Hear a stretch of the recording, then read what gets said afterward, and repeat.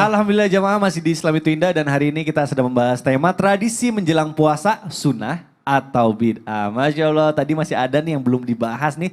Saya masih penasaran tadi Ustaznya belum sempat jawab. Saya mau tanyanya ke Habib deh. Habib mohon izin Habib izin bertanya.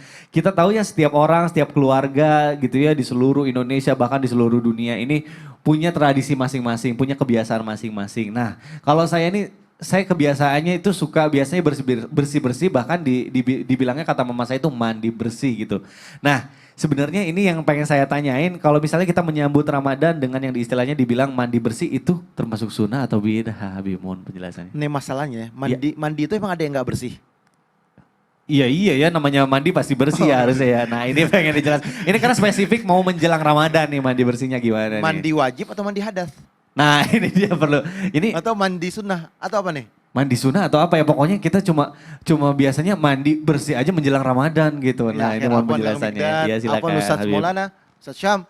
Bismillahirrahmanirrahim. Allahumma salli ala Sayyidina Muhammad wa ala ali Sayyidina Muhammad. Mandi untuk menyambut bulan Ramadan tidak pernah dilakukan oleh Rasulullah SAW dan tidak ada hadis yang mengatakan besok Ramadan hari ini harus mandi. Belum ada hadisnya. Dan tidak ditemukan sampai hari ini. Tapi apabila orang tersebut senang dan gembira masuknya bulan Ramadan, man fariha bidukhuli Ramadan, dia senang, dia gembira, dia rindu Ramadan, mau bangun malam di bulan Ramadan, mau berpuasa di bulan Ramadan. Yang tadi Ustaz Sam bilang isinya mau ibadah semuanya di bulan Ramadan, maka sah saja, nggak apa-apa bismillah. Dia mau mandi, dia mau bersih-bersih, dia mau gunting kuku semuanya dan lain sebagainya. Ini adalah bentuk daripada adat istiadat atau kebiasaan atau prasangka baik atau keinginan baik untuk menyambut hari yang besar.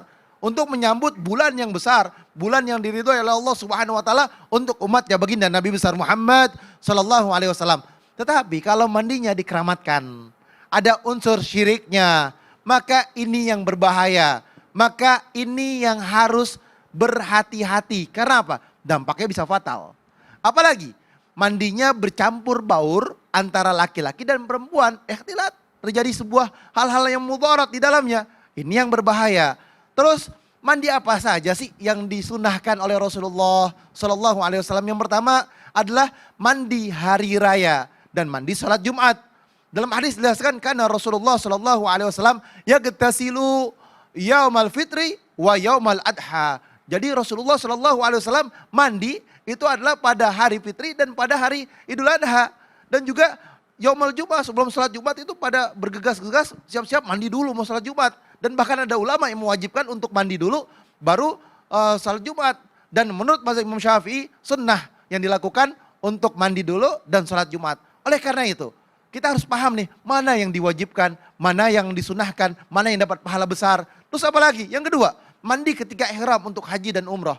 Jadi kalau misalkan kita mau haji, mau umroh, kita mau pakai pakaian ihram, itu mandi dulu. Ada niatnya dan lain sebagainya. Dan yang ketiga, mandi ketika memasuki kota Mekah. Jadi Rasulullah SAW biasa sebelum masuk kota Mekah, itu mandi dulu baru masuk ke kota Mekah. Jadi mampir kemana, ya kan mandi dulu. Sayyidina Umar pun mengikutinya, Sayyidina Abu Bakar pun mengikutinya. Dan mengikuti daripada kebiasaan baginda Nabi besar Muhammad SAW. Dan apalagi, yang keempat, mandi ketika sadar dari pingsan. Jadi Rasulullah SAW ketika mau menjadi imam sholat subuh pada waktu itu, ada riwayat juga menjelaskan mau jadi imam pada waktu sholat Isya, yang dimana sahabat semua pada nunggu Rasulullah SAW ditungguin nih Rasulullah, nggak lama lagi Rasulullah keluar pingsan, ya kan? Karena dalam keadaan sakit, sampai digantikan sama Abu Bakar. Pingsan Rasulullah minta dibasuh, akhirnya memandikan badannya, habis itu mau berangkat lagi, pingsan lagi, ya kan? Maka Rasulullah SAW ngambil lagi, mandi lagi, maka nggak kuat Rasulullah, akhirnya Abu Bakar yang menjadi imam pada waktu itu karena Rasulullah dalam keadaan sakit. Jadi intinya adalah ketika pingsan sadar, ya kan, maka dia mandi. Terus apa lagi yang kelima? Yang kelima adalah mandi ketika mengulangi daripada jimanya. Terus apa lagi? Mandi ketika sholat bagi wanita istiadah. Jadi kalau wanita istiadah, dia tahu dia darahnya darah kotor, dia mandi, ya kan, dia baru sholat. Baik. Jadi itu mandi-mandi yang memang disunahkan dan sudah jelas gitu ya hukumnya. Jadi kalau misalnya mandi wajib? Wajib dong. Karena judulnya wajib. Betul. Mandi nifas? Wajib. Mandi haid? Wajib. Mandi berhubungan? Wajib. Nah, Nah, jadi kita tahu ya membedakan mana adat istiadat, mana yang memang disunahkan dan wajib gitu. Masya Allah, alhamdulillah nih nambah ilmu baru.